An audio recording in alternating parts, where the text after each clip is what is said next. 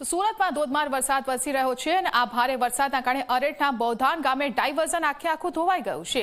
વાવ્યા ખાડી પર બનાવેલું ડાયવર્ઝન પાણીના પ્રવાહમાં ધોવાઈ ગયું છે। માર્ગ ધોવાતા બારડોલી, અરેઠ અને માંડવીનો સંપર્ક કપાઈ ગયો છે।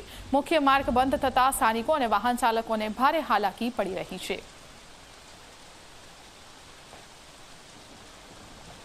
સુરતના દ્રશ્યો અમે આપને બતાવી રહ્યા છે। સતત અહીં સારો એવો વરસાદ પડી રહ્યો છે, પરંતુ મુશ્કેલી પણ વધી રહી છે। અરેઠના બૌધાન ગામે આ ડાયવર્ઝન ધોવાઈ ગયું છે। વાવ્યા ખાડી પર ડાયવર્ઝન બનાવવામાં આવ્યું હતું અને જેના કારણે બારડોલી, અરેઠ અને માંડવીનો સંપર્ક કપાઈ ગયો છે। હા સાહેબ, વરસાદના કારણે માર્ગ તૂટી ગયો છે।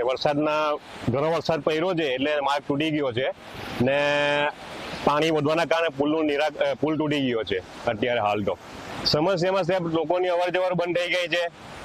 ગલાડી કરજણથી લાઈન જાય છે પાણીની બૌધાન ગામ બાજુ, તે લાઈન પણ તૂટી ગઈ છે।